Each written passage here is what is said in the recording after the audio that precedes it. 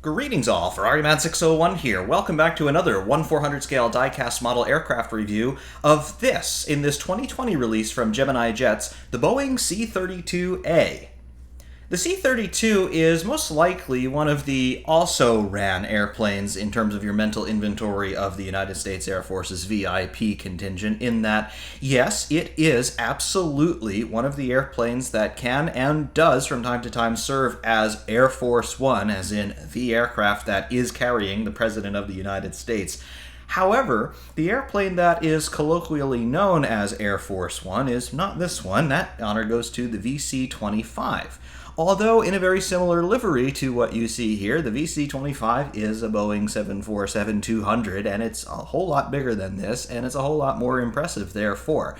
However, the C-32 is absolutely nothing to sneeze at. It is, of course, worthy of all of the same accolade and distinction of Air Force One because, well, it is Air Force One from time to time. It also is tasked with some other very interesting missions, including, in its B variant, some missions that are pretty much entirely unknown to the general public. So it is a very interesting airplane, and it is a very interesting 1/400 scale model that Gemini Jets have brought to us. I don't know if it's one of the more popular ones, but it is fit and finished to exactly the same standards that you have expected from Gemini Jets, and we will, of course, take an in-depth look of all of that here on the Boeing C-32A by Gemini Jets. Before we take a closer look at this absolutely wonderful 1/400 scale die-cast Gemini Jets model, let's take a closer look at the box from whence it comes. Coming in here at very close range from screen right, here we go. The Boeing C-32A, as the box would belie, rendering of the aircraft straight and level there with gear retracted. This rendering is a little bit bigger than the model itself, and the colors are a little bit different as well, but you definitely can tell what it is. Gemini Jets, upper left corner, made for collectors by collectors, trademark. Seal of the United States Air Force, United States of America, title graphics, if you will, 1/400 scale die-cast model aircraft there in the lower right border, and then the look inside tab, which we'll take a look at later. Top panel of the box, though, Gemini Jets logo, dull collectible model, horn contains small parts, unsuitable for children under 14 years of age. Item number is GJAFO 1635, for those of you keeping score. Back panel of the box, there we go, rendering of the aircraft in a rather steep climb, Gemini Jets logo, as real as it gets, and then, of course, all of the Gemini Jets selling points, as well as their social media handles there. New aircraft being added monthly. Yes, that's absolutely true. Of course, your disclaimers in terms of Boeing, C-32A, trademarks, and all things like that. And there's your confirmation of this release. Copyright 2020, Gemini Jets, Las Vegas, Nevada, USA, made in China with the recycle thingy. Here is the right side panel of the box, smaller rendering of the aircraft as we had on the front panel, C-32A, Gemini Jets logo and item number reiterated. Top panel with your item number, bottom number, 1/400 scale die-cast model, Gemini Jets logo, and all of that kind of stuff. Left panel, same as the right panel. The look inside tab, though, when we do look inside, there is the void, and then, across the top, our little write-up here about the C-32A. The Boeing 757-200 was originally designed to replace the famous 727-200. Airlines were in need of an aircraft with a slightly higher passenger capacity, yet it had to be superior economically. With orders placed from the initial launch customers Eastern Airlines and British Airways, the 757-200 became reality. The prototype was first flown on 19 February 1982, and upon completing certification was launched into service by Eastern Airlines on 1 January 1983. Although originally delivered with Rolls-Royce engines, certain airlines opted for a Pratt & Whitney-powered aircraft. Over the life of the 757, both engines have been proven to be quite popular with their respective customers. As the in-service fleet of 757-200s grew, Boeing stretched the 757-200 to offer even greater capacity. Existing 757-200 customer Condor Airlines of Germany was a launch customer for the stretched version, identified as the 757-300, which entered service in early 1999. The 757-300 is the longest single-aisle twin-jet ever built.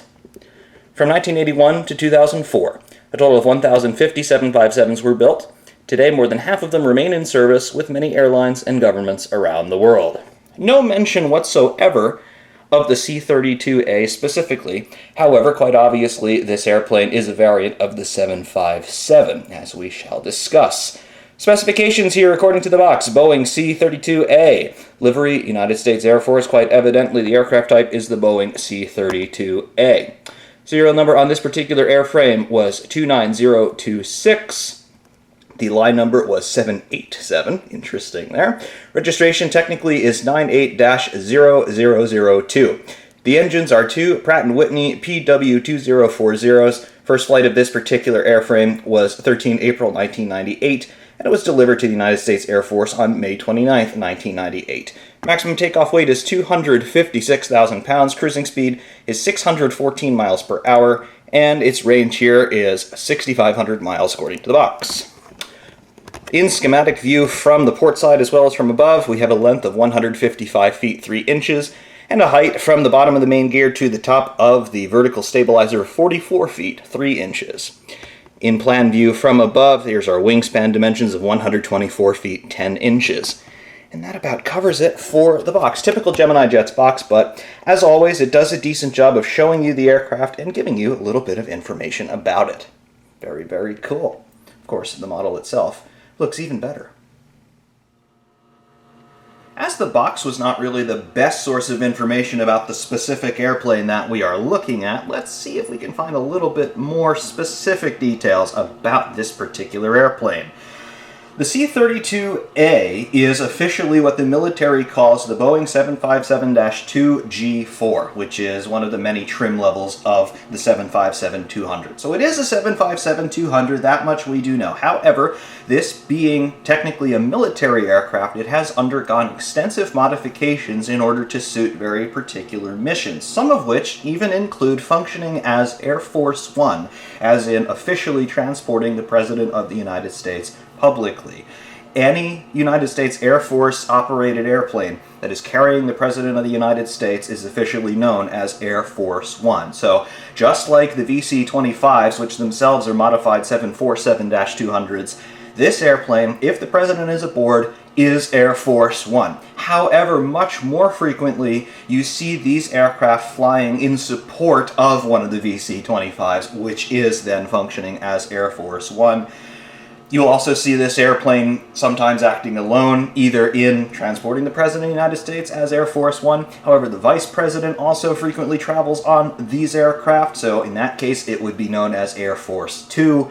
Other cabinet officials may travel on this airplane. Members of the President's family may also travel on this airplane. So if it is not carrying the President or the Vice President, in other words, not getting an Air Force One or Air Force Two call sign, it is still designated as a Special Air Mission, SAM for the designation there, which means that the call sign for this particular airplane in all likelihood would be SAM 80002 because of the tail number 80002. So there you go. There is another specification, though, of C-32, and we know even less about that one. The C-32A, there are 4 of these airplanes, and they were all introduced into service beginning in June 1998, and they're all still in service with the United States Air Force. However, there is also a C-32B, and we don't really know anything about it. It's very interesting. But there is a version of this airplane called the C-32B Gatekeeper, and nobody is really sure what it does, or rather, there are plenty of people who are absolutely sure as to what it does, but I'm not one of them because it is operating special access programs, which means that you need at very least a top secret clearance even to know what's going on, never mind to be involved with the program. All we know is that they provide communications and other types of support to both our government as well as allied foreign governments, and some of them are operated by the 150th Special Operations Squadron at Joint Base McGuire-Dix Lakehurst in New Jersey, as well as the 486th Flight Test Squadron at Eglin Air Force Base in Florida. So at least one of these airplanes is operated in New Jersey, and the other one is operated in Florida. What do they do? We don't know. Interesting, though, that they would pick New Jersey to be the base of operations for at least one of those airplanes, considering the general proximity to Washington, D.C., particularly by air. One also has to remember airplanes like the E-4B, the Night Watch, the colloquial doomsday plane. That is specifically designated to be an airborne command post outfitted with an insane array of communications antennas and the like. Perhaps that C-32B is fulfilling a similar role to the E-4B. Will we ever know? Maybe, maybe not. For the moment, though, it is all highly classified. However, what we do know about the C-32A, it's generally designated for VIP transport, and that's exactly what it has been seen doing in the public eye ever since it was officially launched into service with the United States Air Force in about mid-1998. Stopping our rotation here and starting to get a closer look at some of the finer details on the aircraft. First of all, you can see the very striking and distinctive livery that it wears. This is very similar, if not identical in most regards, to the livery that the two VC-25s currently wear. It's predominantly white and blue with accents of lighter blue, gold, and a slightly different value of white across the cheat line on the airplane. So, highly distinctive. This livery was originally designed for the 707s, the VC-137s that transported the President of the United States beginning in the 1960s and then all the way through the presidency of Ronald Reagan in 1989. So lots of history with this livery, designed for an entirely different airplane, although the 757 is dimensionally more similar to the 707 than the VC-25 or the 747-200. So it fits maybe a little bit better in this particular specification. The livery's obviously been changed a little bit on the VC-25. But more or less still resembles itself very nicely. Coming in a little bit closer, though, you can see some of the details on that livery. The way that the cheat line wraps around the nose and just tucks underneath the cockpit windows, as you can see there, very nicely done. And the radome fairing also very nicely integrated there. Gemini Jets is reproducing the shut line that you can see there. Very nice, looks good, everything looks very even and no issues there with application that I can see anyway. Moving aft a little bit, we get into our R1 door. Not just the door and the molding around the door is shown here, but you can also see the hardware, the armature there for the handle for opening and closing the door. Looks good. And then we start to get into our cabin windows. The first three and the last three cabin windows here in this particular portion of the fuselage, they appear to be shaded over. However, we do have some normal windows there in the middle, flanked by those shades. So very, very cool. As we continue to head aft, you can now see above the midship section a whole litany of dorsal antennas. I am counting 1, 2, 3, 4, 5, 6, 7, 8 separately applied antennas here, including 2 dish antennas. So yes, this airplane definitely going to be carrying some important people, and again, just as we talked about on the VC-25 and the E-4 even, President of the United States could well be aboard this airplane, which means that he needs to be able to contact pretty much anybody on the planet at a moment's notice, so undoubtedly at least some of the equipment on board is facilitating that task. However, more airplane-type details here. We have more doors here. We have got doors L2, L3, and L4 very nicely visible there. Actually, we're on the right side, so R2, 3, and 4. I'll learn my left from right eventually. And then, of course, we have got our starboard wing, landing light fairing there, and of course our starboard engine here. Just 2 engines here on the 757, but they look very nice. Anti-ice ring there on the intake side, that very nice blue color, the same color as is on the fuselage, and then the tail cone of the engine, the exhaust side, nicely chromed, looks good. Leading edge of the wing also looking nice. There is your green marker light here, and then we do have wingtip devices here on the 757 wing there, just helping with drag and therefore lift and fuel economy.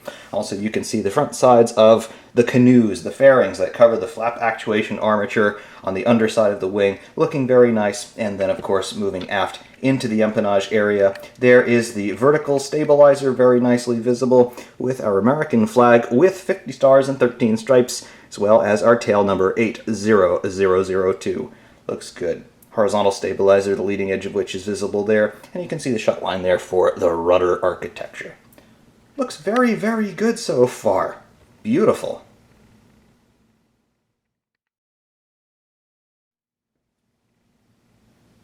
Bumping the position over a little bit for a dead-on starboard side view. Here you can see everything in a slightly less distorted proportion, but all the details that we just pointed out in the three-quarter view still evident here.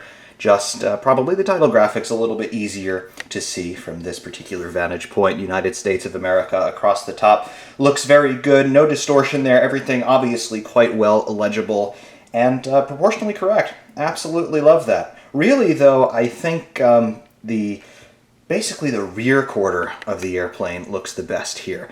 I love the very simple but very striking graphics in the vertical stabilizer. You can see the border between the white and the blue is actually gold. That looks very good, and it shows up nicely. Very intricate paintwork, believe it or not, there.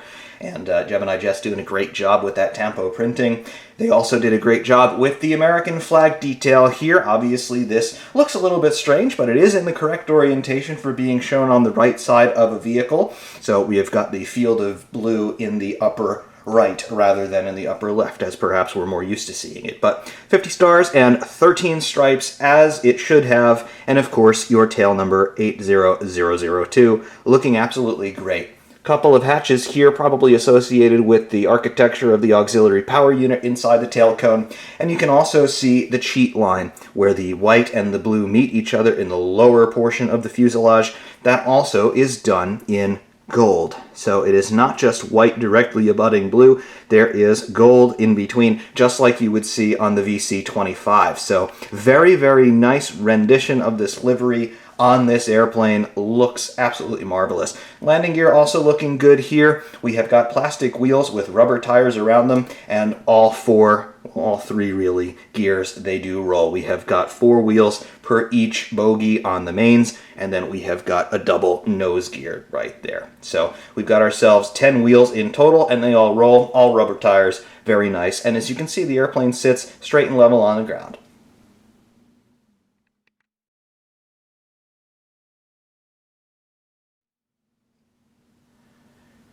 C-32 here from the aft view. There we go. Looks very, very nice. Obviously not too much in terms of the livery comes into view here, but you can just see the overall fit and finish of everything, the empennage in particular, everything sitting in there straight. Nothing is loose, nothing is crooked. It all looks absolutely great. You can also see the proportion of the main landing gear struts as well as the wheels. Looks good. The engines there mounted under each wing. They are also straight and facing straight ahead as they should. The exhaust side of the engine there looking very nice. There is no visible bypass here. However, you can see where the nacelle meets up with the core of the engine. So that's where you would, in reality, have some bypass going on, but nothing visually evident here. Leading edges of the wings, obviously not visible, but here on the trailing edge, you can see that the leading edge detail carries through to the trailing edge via the nacelles underneath the flaps. So the canoes here, as many call them, obviously just fairings covering the flap actuation armature. They were visible from the front, they're still visible from the rear. Proportionally, they look good, and they are the correct shape, and then they're in more or less the correct positions as well. Looks good.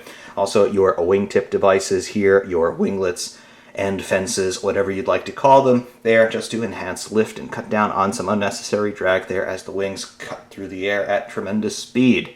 Also, in the tail cone, you can see that we have got our exhaust outlet for the auxiliary power unit. We get it a little bit closer and you can see that in perhaps some finer detail. You can also see here the cheat line in the livery, that gold border between the white and the blue sections of the livery. Very nicely done, very crisp. I cannot see any overpainting or anything by eye. It looks great. Also, just perhaps visible from this angle, you can see 2 access hatches underneath the tail cone. That is for servicing and perhaps even replacing the auxiliary power unit, which of course itself is a small jet engine in its own right.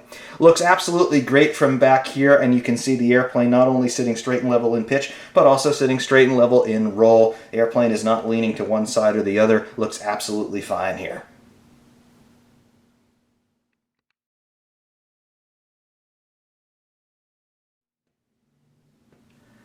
Looking at C-32 from the port side now, and some of the details slightly different on the port side versus starboard side, but again, more or less identical. Here we have got our L doors here, doors L1 through L4. Obviously, doors 1, 2, and 4 are full-size doors, and then we have got a smaller door here just aft of the wing spar there. Looks good. Not entirely sure what that door would be used for apart from being an emergency exit, but obviously we have got 3 normally sized doors on both sides of the airplane.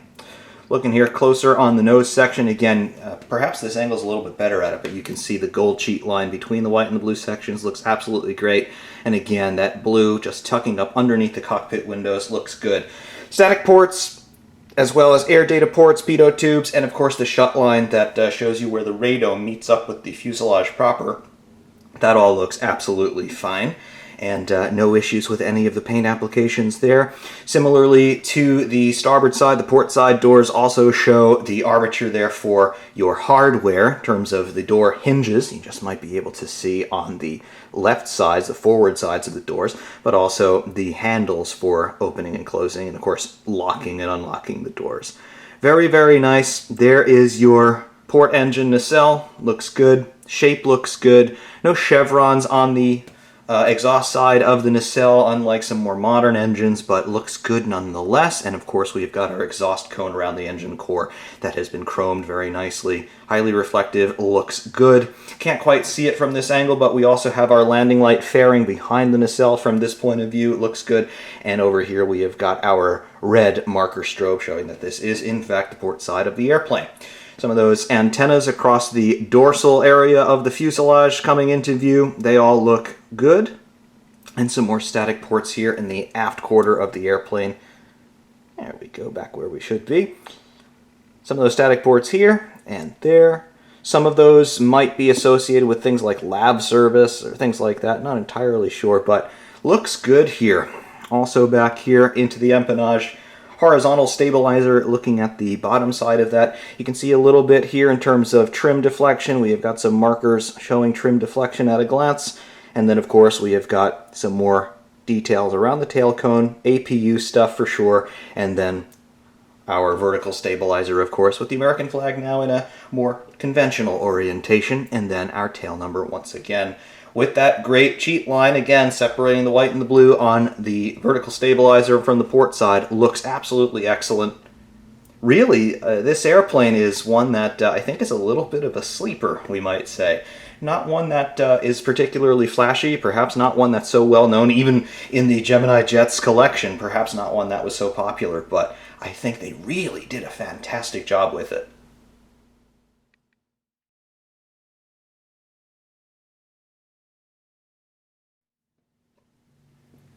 Taking a look at C-32 from nose on, and here I kind of like that proportion that you get with the cockpit windows. They are bifurcated by just the smallest strip of, I guess that's window glazing, but from this angle with the lighting it almost looks like an extension of the white portion of the livery, but pretty sure it's actually window glazing. Either way though, almost looks like the airplane has a sort of sinister look on its face. I kind of like that. However, other normal people details that you can see here. We, first of all, of course, have the shut line between the radome and the fuselage proper. You can see there with that white strip. And then, of course, we can move back on the airplane. You see the row of antennas down the center line of the upper portion of fuselage, and then of course that all terminates with the vertical stabilizer there right at the tail, flanked of course by the horizontal stabilizers. Underneath either wing you can see the engines, very, very nice, the Pratt & Whitney units. Very fine fan blade detail here. Obviously, this being a 1-400-757, we don't have any moving detail there inside the engine. But the detail that is there looks good nonetheless. You can see the spinners in the center hub of the fan blades and then the fan blades themselves, but no visible bypass as we noted from the tail view of the airplane, but it very much looks very good. Landing light fairings, of course, inboard there right at the wing roots, and then underneath you can see the extend and retract armature on the main gear as well as the struts on the main gear. Looks good. You can also see the axles. They sit pretty square. The nose gear is a little bit askew at the moment, but that's simply because of how the airplane is sitting on my turntable. It's not indicative of what it actually is. And of course, all the gear roll anyway. Moving outboard on what is the starboard wing, but it's to the left from our perspective. That very nice leading edge profile raked upward longitudinally heading toward the wing tip looks very nice, and of course that is capped off with the winglet device. Very, very nice. And of course, all of that is in proportion on the other side of the aircraft. Very, very good. Really, I have no complaints whatsoever about this model. It is diminutive in terms of its physical presence, being a smaller aircraft than the last couple that we've been looking at, both 747s, but this is very much in keeping with what we've been seeing from Gemini Jets in this executive series of Air Force aircraft, if you will. Very, very good. Now going freehand here on C-32A, get a little bit closer in on some details that we may have missed earlier. There is that nose section once again, and as we come down you can see more of the static port and pitot tube detail there, printed of course, but it does look very good. And then of course the livery with the other details on what are the L doors here. On this side of the airplane, the L1 and L2 specifically visible here, looks good. Different configuration on the forward cabin windows here in terms of where the window shades are. We noted that we had 3 shaded windows, and then we had unshaded windows, and then another 3 shaded windows on the starboard side of the airplane. Here on the port side you can see a different pattern. So interesting to note that it's not quite symmetrical in terms of the printed details, port to starboard, but that would be something you might well see this airplane configured in, so that's good. Upper surfaces of the wings, haven't been able to see them yet. We don't have any United States Air Force roundels or other insignias on the wings, but we do have very nice detail here. And of course we have got the areas where it's safe to walk and the areas where it's not safe to walk. You do even have very minuscule no-step details here on the leading edge slats as well as on the trailing edge flaps. Very, very cool. You can also see shut lines here on the nearer wing. You can see the shut lines where the air and ground spoilers are. And of course we also have our strobe marker lights there, here the red one on the port side of the airplane. Top side of the engine nacelle here on the port side looks very good, as does the pylon connecting the nacelle to the wing. Obviously our anti-ice ring on the intake side of the engine, and then on the exhaust side of the engine we have got our exhaust cone. Very nice detailing there, and of course coming back toward the intake side of the engine you can see some more of that fan blade detail. Looks absolutely marvelous. Top side we have some more printed details in addition to the separately applied antennas. We have got a little bit of a hatch there about amidships just aft of the cockpit, and then we have got a printed beacon light, and then we start to get into our separately applied detail antennas. Very good. And then the empennage from the top side, shut lines for the control surfaces and trim tabs, and of course our vertical stabilizer looking utterly resplendent. There is the exhaust cone for the APU. You can see a little silver band has been painted right at the tip of the tail cone. That looks good. That's to emulate the APU exhaust. Looking absolutely great from this vantage point.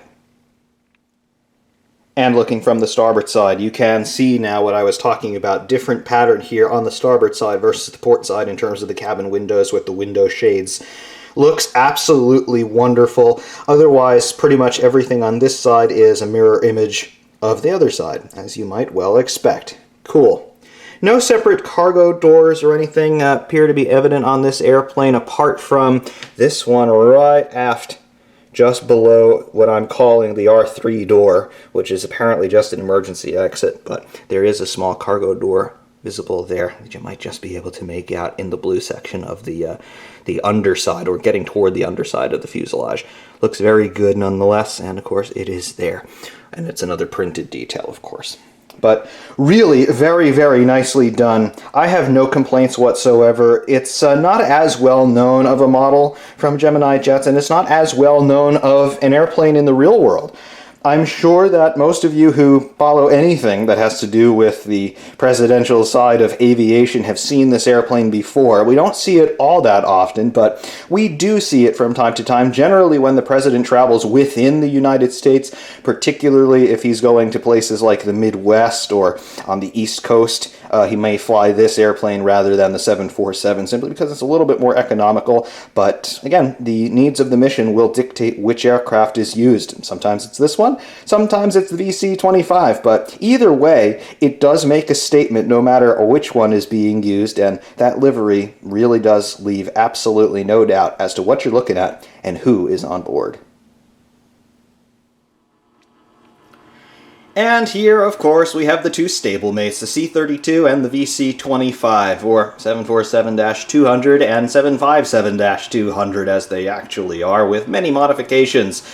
Both of these airplanes looking absolutely resplendent in this wonderful livery designed all the way back in the 60s for the 707s, but here they are obviously very distinctive and you know exactly what you're looking at a glance. Very important people are aboard these airplanes, and of course that means that these airplanes have very important missions. They are absolutely zero-fail situations. The President of the United States, the Vice President of the United States, senior cabinet officials, and even members of the President's or Vice President's family may well be aboard either of these aircraft when they are in service. So obviously, lots of modifications, lots of precautions, and probably some interesting countermeasures, of course, all of which would be very classified in terms of how we're concerned. However, they look great. Gemini Jets making both of these models. Obviously, the VC-25 is one that we have looked at before. That's a 2023 release. The C-32, it's a 2020 release, but it looks none the worse and really none the better than the absolute latest and greatest from Gemini Jets. These guys always do an absolutely wonderful job on all of their models. The livery absolutely looks great on both of these. Very similar detailing work obviously involved because they're very similar liveries, but both of these look absolutely excellent. The C-32, our chief concern today, wonderful, wonderful model if you can get it. Highly recommend it, as well as the VC-25, and of course if you have both of them, they're a very nice matching set. So there it was, rendered in 1/400 scale by Gemini Jets, the Boeing C-32A. It is not one of the more popular airplanes that people think about when you ask them about the President of the United States and how the United States Air Force chooses to transport the President of the United States. However, this airplane is just as important as its bigger VC-25 brother in that when the President is aboard, this airplane is Air Force One, and of course it is treated as such, and it's even equipped as such, as we remarked regarding the forest of antennas bristling across the top side of the fuselage. So all sorts of really interesting things, I am sure, are resonant aboard this aircraft, just as you would expect to be aboard Air Force One, in air quotes, the VC-25. This airplane, although not as flashy as the VC-25, it is seen from time to time transporting the President or the Vice President or members of the President's staff or even members of the President's family, so it serves a very important function, and it does get its spot in the limelight every once in a while, serving as a backdrop for an impromptu public appearance at an airfield. So you will see this airplane from time to time in the public eye if you have not already, particularly as the United States starts to get into presidential campaign season. The President gets to use the airplane, and it does have a whole lot of shock and awe factor because, well, it's pretty cool when you see an airplane such as this decked out in that United States of America livery. It looks really good on camera, and it looks really good in person as well. So do take a look at what the President is using for his transportation as he goes out on the campaign trail throughout 2024. I am quite certain that we will be seeing this airplane and, of course, the VC-25s in due course, most likely at campaign rallies at airfields, as presidents are known to do, simply because, well, logistics. However, be that as it may, Gemini Jets doing a wonderful job here with their 1/400 scale rendition of the C-32A. I have absolutely no complaints about it whatsoever. Everything looks absolutely prim and proper on it, right down to the cheat line, which is a very nice shade of gold, although not readily apparent until you take a closer look at things. Everything looks good. There are no printing errors anywhere. Everything is well legible. The colors are right. The boundaries between the different paint colors look good. They're crisp. I don't see any over or under painting. And of course, all of the ancillary details printed on in terms of the doors and windows. And of course, the landing gear and everything else, they look absolutely wonderful. This is a 10 out of 10 for me. And again, I don't know how popular a model this is, but if you can find one, and you do happen to like the VIP transport contingent from the United States Air Force, take a look at it, particularly if you already have one of Gemini Jet's VC-25s. This is one of the running mates to it, and it looks really, really good, and of course the two of them as a matching set, they really do fill in your collection quite nicely if you do already have one or the other. So, be that as it may, I do thank you all very, very much for watching. Ferrari Man 601 saying thank you, and of course, we will see you soon.